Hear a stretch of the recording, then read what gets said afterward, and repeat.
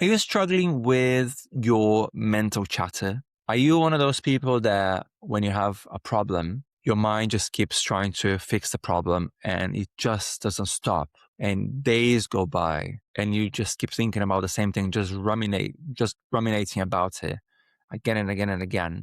And then you're losing your sleep about it and you can't think of anything else. The problem is a massive threat and needs to be tackled. But there's a part of you that also know that that's not true, but you can't get out of that cycle. If any of this resonates with you, then this episode is for you. Hi, I'm Bruno de Jongh, and this is the Wellness Shift podcast. I run a physiotherapy and wellness business in London. And in this podcast, I try to bring you some tips on how to improve your mental health, how to improve your physical health. Sometimes we interview some of our physiotherapists, we interview some of our clients to bring you some success stories. And sometimes we also interview some other healthcare providers to also bring you some different tips on how to improve your life.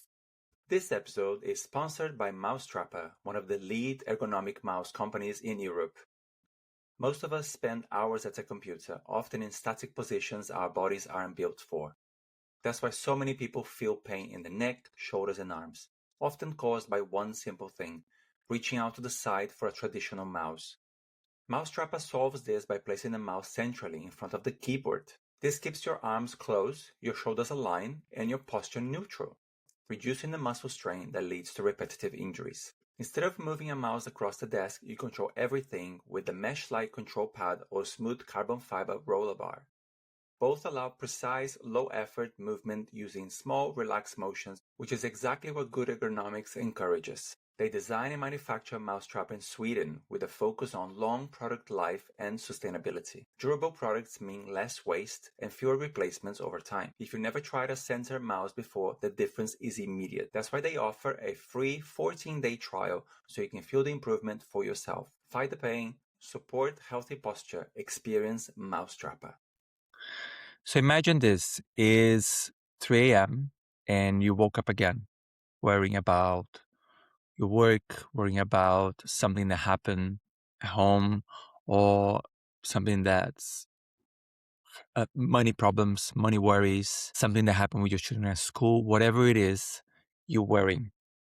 And you feel out of control and you feel like it's just spiraling out. You're going down into the spiral of negative thinking and you just keep going. And because what your brain's trying to do is trying to find a solution to the problem. This is what our brains do. The brains, they try to come up with solutions. So I've in the past suffered with a lot of anxiety, and I had money worries, and there was trouble at home, there was trouble at work. It was just everything. So I was a very anxious person, and paired that with avoiding mechanisms that I had.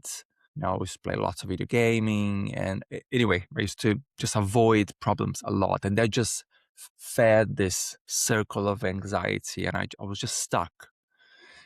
And these days, working with other business owners and having my own business, and so I work with my staff as well. I see sometimes people get into this spiral of nothing's working out and life's just not going it's just not happening the way I want. And I feel out of control. And it's so easy to just stay in this place.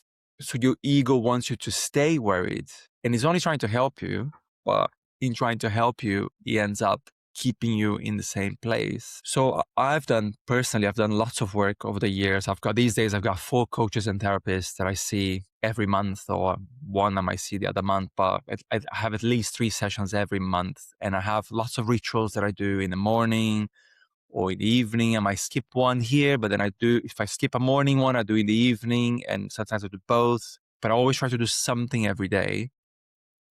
And I read lots of books about lots of how to tackle mental health problems and strategies to quieten down the mind. There was one book that I read recently that I bought a long time ago, and I watched the Mel Robbins podcast where this guest had attended, and the whole thing sounded really interesting. His name is Ethan Kross. He's a psychology professor. His book is called Chatter, and all the information is going to be in the description. But it's not a very long book, and it's got some really useful tips on how to help you quieten down the rumination that you go through in your head all the time when you're really stressed. And how can you actually turn it around and make it something that helps you rather than something that keeps you in this spiral of anxiety and of catastrophizing and all that.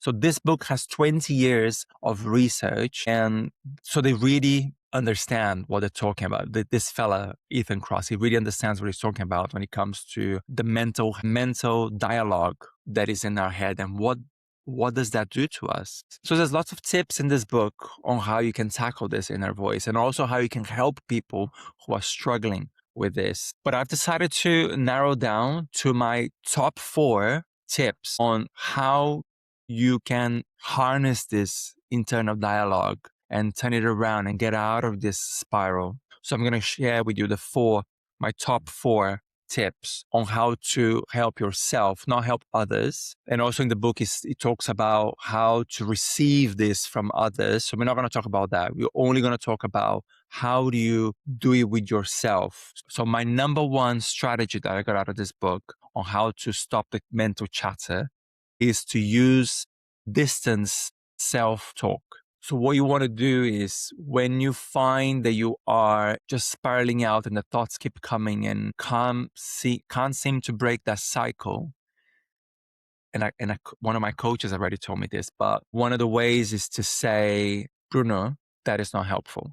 And just saying that little sentence, it is as if you were telling your inner self, just stop. As if there was actually 2 of you.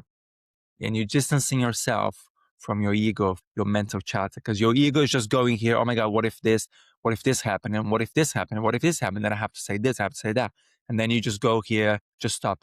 Bruno, stop doing that. Stop saying that. And you can almost like self-coach. And what I have been doing since I read this book, I thought it was really helpful, is if I ever start going down into some thoughts like that, because it will happen, right? We're all human. It's just going to happen to all of us. If I start going down that path, and I'm trying to fix something in my head, and this happened actually a few weeks ago.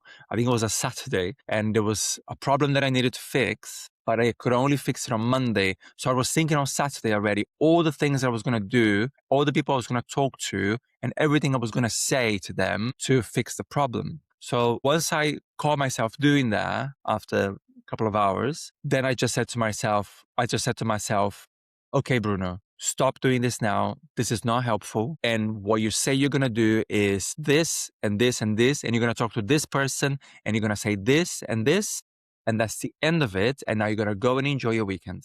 And you're not going to think about this anymore.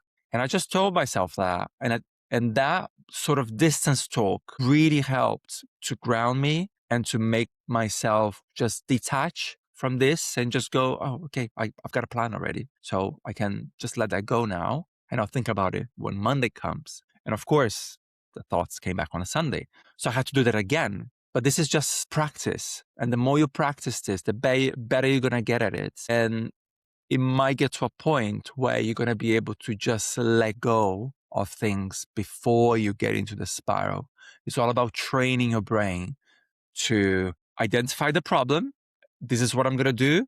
And I'm going to drop it because I'm going to talk about this a little bit more. But another thing you can do with this distance self-talk is to just write down what you're going to do. And I've done that in the past, that I woke up in the middle of the night and I was like, oh, I have to do this and this. And then I just remember I'll literally pick up my iPad and I'll just write down, like, do this, this, and that, out of my brain into the paper or into the iPad, gone, back to sleep.